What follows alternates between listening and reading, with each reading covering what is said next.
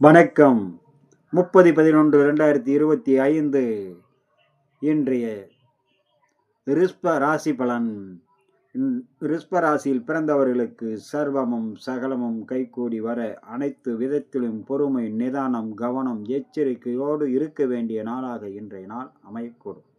வீண் வாக்குவாதத்தை முழுக்க தவிர்ப்பதால் மன உளைச்சல், சங்கடங்கள் இல்லாமல் தவிர்க்க முடியும். அதனால் செய்யும் காரியங்களில் இடையூறுகள் ஏற்படாமல் தடுக்க உதவும்.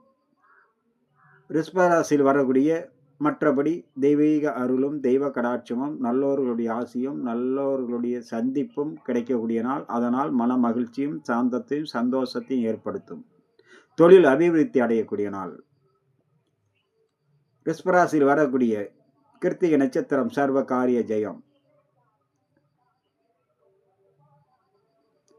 ரோகிணி அனைவரிடத்திலும் பொறுமை, நிதானம், கவனத்தோடு இருக்க வேண்டும். வீண் வாக்குவாதத்தால் மன உளைச்சல் ஏற்படும்.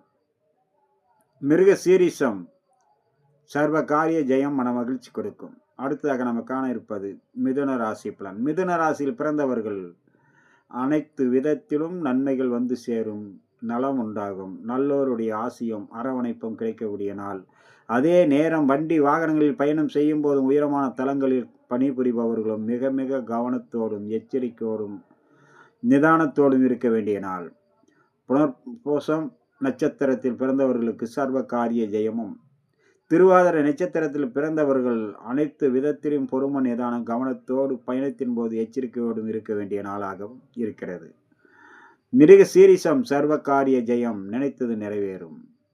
அடுத்ததாக நம்ம காண இருப்பது கடகராசி பலன். கடகராசியில் பிறந்தவர்களுக்கு சர்வ காரிய ஜெயம், நினைத்தது நிறைவேறும், எண்ணங்கள் ஈடேறும், புதிய முயற்சிகள் கை கொடுக்கும், நல்லோருடைய ஆசியும் அரவணைப்பும் கிடைக்கும்.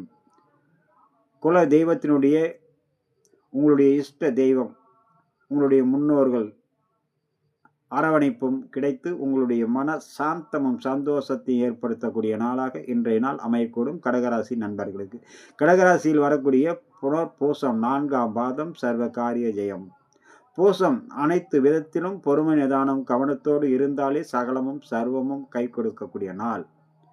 ஆயில்யம் நினைத்தது நிறைவேறும், தடைகள் அனைத்தும் விலகும், புதிய உத்வேகமும் மன தைரியமும் தெம்பும் உருவாகக்கூடிய நாள். அடுத்ததாக நாம் காண இருப்பது சிம்மம், கன்னி, துலா ராசி நண்பர்களை பற்றி.